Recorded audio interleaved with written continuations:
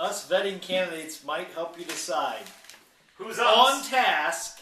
Who's us? We, on the editorial page, take seriously is making judgments about people who run for office.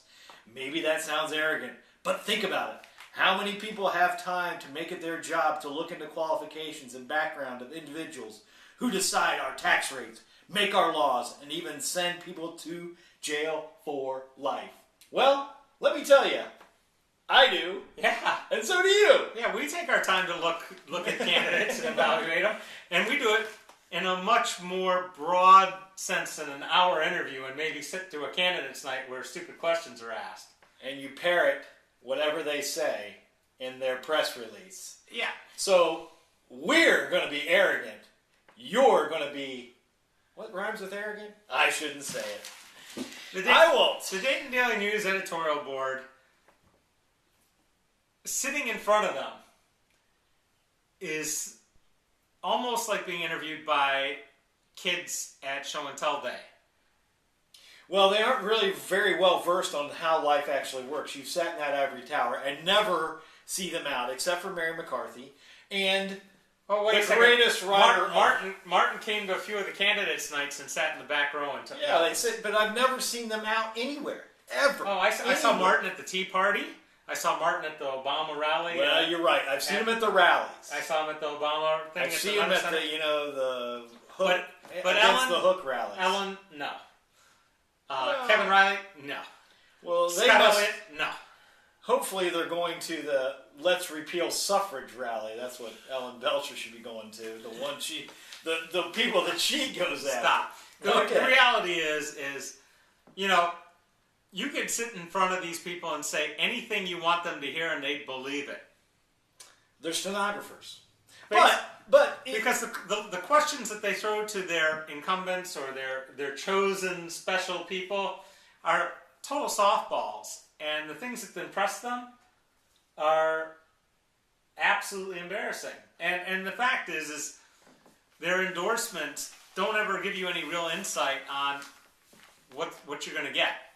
Well, they asked a question one time of Mr. Turner. Of course, they weren't asking me any questions when I went in. Yeah, because you weren't going to win. I wasn't going to win in the Republican primary. They asked him, what about the reduction in the military? This was during when Clinton. So they had a 4% reduction in the military. And I said, wait a second. They didn't have a 4% reduction.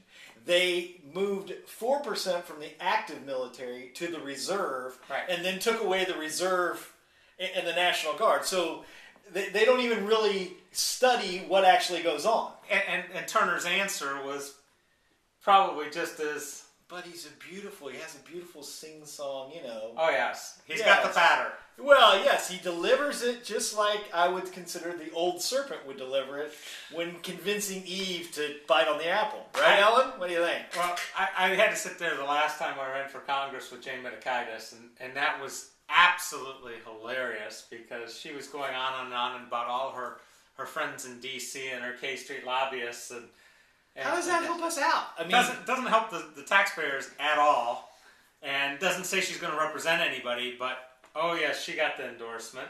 Well, they're always endorsing Husted. Right, but sitting there with Nan and Joey, Nan looked like a deer in the headlights. Joey was absolutely worn out, and their answers were, we're not going to do anything different than what we've already done. Well, they're never going to recommend anybody smarter than them. B students hire C students. Yes. A students hire A students. What do you think you have here up in the editorial board? C students hire D students. I'm not. Why are you scratching? Why?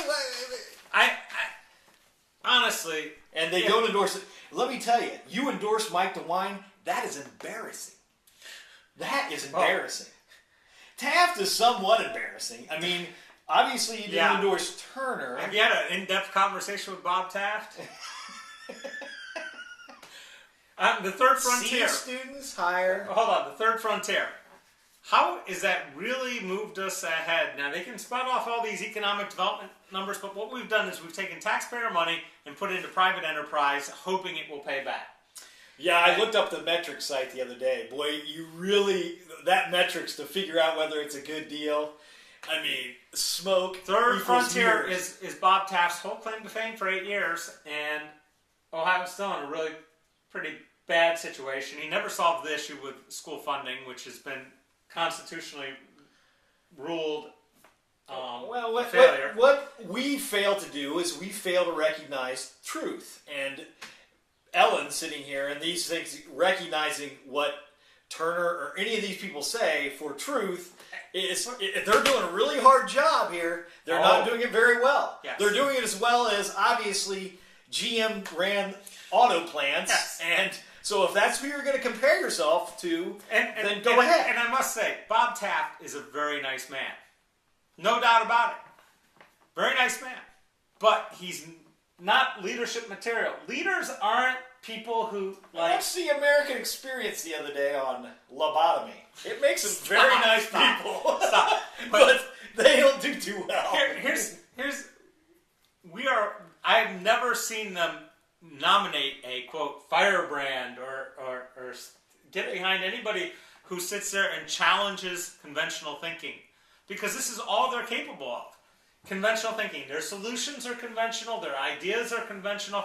Even when there are going to be 5 people on a commission, they want them all to be conventional, nice. And don't deflect about the Democrats. I mean, it's a very interesting thing.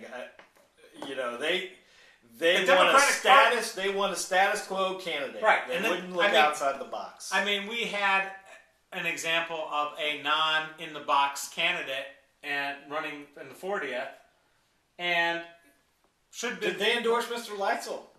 No, they didn't. But I'm talking about Vic Harris running the 40th against Roland Winburn. And even the Dayton Daily News couldn't really come out and say, look, the party pogues want Winburn because he's paid his dues and they can't accept this guy. And it's just... We didn't defend somebody to eat iceberg lettuce with, Ellen. Yes. God, you're offensive. It's offensive to do this to us. The other papers have decided not to endorse at all. The Atlantic Journal-Constitution says we're not going to endorse. We're going to just tell you what we see, and that's it.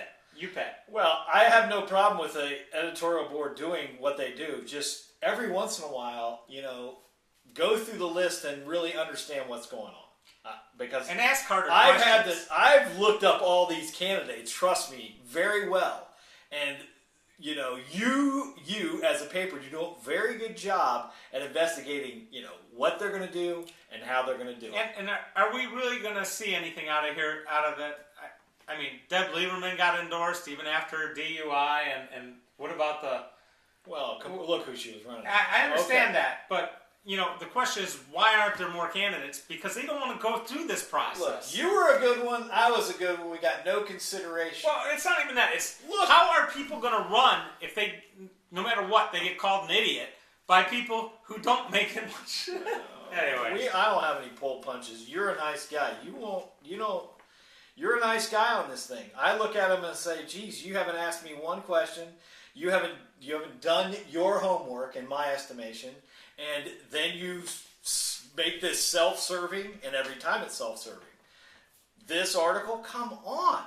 We're playing the fiddle, Ellen. Competence, intelligence, and experience count more than a party affiliation. Never have I seen that done. She's unbelievable. How can you write that? Say goodbye, Greg. Bye.